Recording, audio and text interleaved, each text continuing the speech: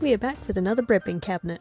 I wanted it to be super colourful, so I started with these rainbow stripes across all the slats, and then for contrast I painted the rest of the unit white. I repeated this process on a second bread bin so that they could be stacked. Once it was painted, I added these super cute little gold legs. It was a hard shape to get them all onto, but it worked out in the end.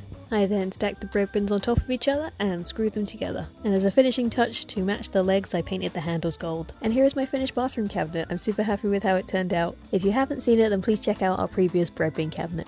I saw this project on TikTok and wanted to try making one myself. It was my first time using lightweight filler and it's my new favourite thing.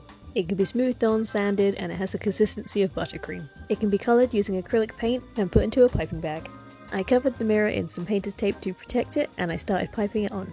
To make this feel like a real cake, I used a variety of colours, nozzles and piping techniques. When that was done, I put on some cream dollops and added the clay cherries I had made earlier. I absolutely love how this turned out and I would definitely be using lightweight filler for many projects in the future. Have you ever tried making a hot glue mold?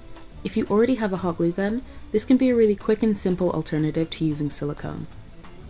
Applying that nail polish that you saw earlier on will make it easier to remove the biscuit from the mold, but as you can see, it still requires a good clean. After a quick wash with just some soap and water, the mold is ready to use, and you can use things like resin in these molds, but I prefer using materials with a bit of flexibility to them, like clay. Good enough to eat. If you're anything like me, you've been watching Karen Joy on TikTok make some adorable food art bowl. She usually does cereal, and this one was noodles, and I thought I'd attempt to make my own. I coloured some foam clay with acrylic paint, and I put it through a noodle strainer, hoping that would work, and it actually kind of did. I was kind of impressed. I found these cute little plastic noodle bowls. All my extra pieces were made out of foam clay. I went for an egg slice and some fish cake. Note to self, wait for the foam clay to dry before you cut into it, otherwise all the colours will blur together. I also wanted to look for a way to make some greenery, maybe some leeks on top, and a friend of mine suggested using some green straws cut up, so I attempted that, and it actually looked pretty good. I coloured my resin brown and drizzled it over my noodles before adding my extra pieces. Once it was done, I glued the chopsticks on top, and look at how cute it turned out. I love it so much. Let me know if there's any other crafts you want me to attempt.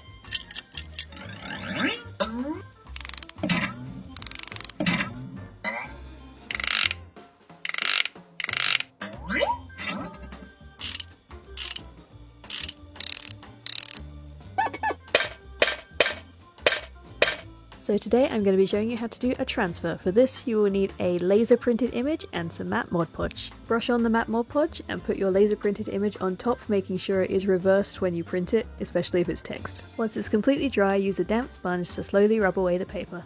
I decided to make these cute TikTok coasters and they make really good last minute gifts. Hi, my name's Quill and today I'm going to be showing you how to make these adorable flowers out of pipe cleaners. These can be done with any colour scheme you want. I actually think some rainbow flowers would look really cute, but I went for a more sunflower look. It's as simple as coiling one pipe cleaner around a pen and then tying it off with another for the stem. You can then squeeze the petals into shape, coil up a brown pipe cleaner for the centre of the flower, and hot glue in place. Of course there's a variety of ways you can display these. You can put them in a little vase. I decided to tie them off with a cute little bow. The perfect little gift for someone you love.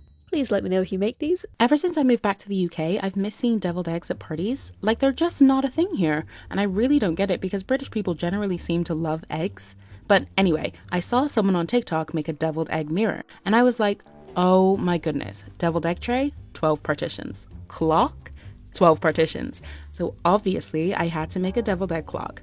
And it gave me another opportunity to work with lightweight filler, which honestly has me in a chokehold and I want to use in every project I ever do from now until the end of time. My eggs were robust, so I had to break out my rotary tool to cut them in half and fill them with the filler. I smoothed out the unwanted texture after letting it set for about 15 minutes, then I piped my yolks on with more lightweight filler colored with acrylic paint. For the garnishes, I found some fake flowers in my party decorations drawer and cut up the leaves to make greenery for the eggs. They were more fibrous than I would have liked, but we move. And then because my house is always full of assorted glitter, I used some red glitter for paprika and more of the fibrous fake leaves to cover up the clock mechanism. I did have a mini heart attack when I originally fit the mechanism because I dramatically misjudged how much space I had. I almost decided to abandon the whole project, but with some patient drilling, a load of hot glue, and some last minute filing down of the clock hands, we made it in the end. And y'all, stop. Look at this egg clock. I'm obsessed. It's now in pride of place in my kitchen, so I will never be without the sight of deviled eggs again.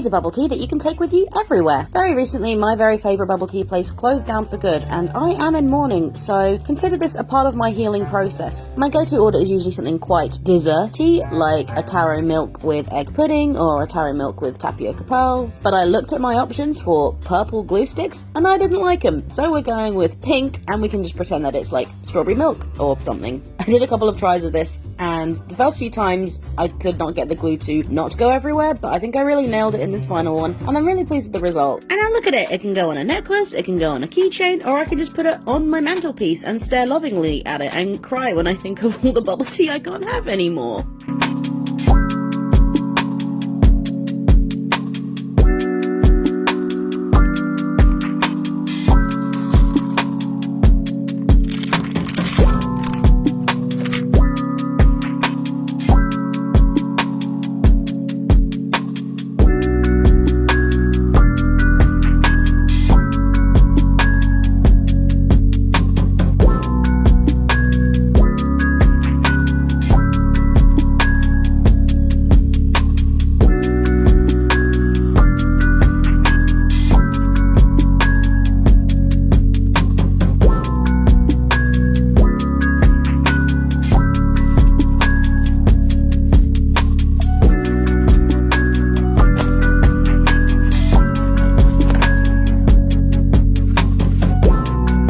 So I found this Urban Outfitters frog plate and decided to recreate it. I watched exactly one tutorial on how to use clay and thought, yeah, I can definitely do that. No prep needed. I got this. I think the most difficult part was keeping it the shape I wanted and stopping it from cracking. I wasn't able to stop either of those from happening. I'm not entirely sure where I went wrong, so if you have any fun tips or tricks, please let me know. Still, overall, I was happy with the general shape I was able to get, so I just left it to dry, decided to paint it a cute froggy green, gave it a little smile and a cute little blush, and now it holds my jeweler.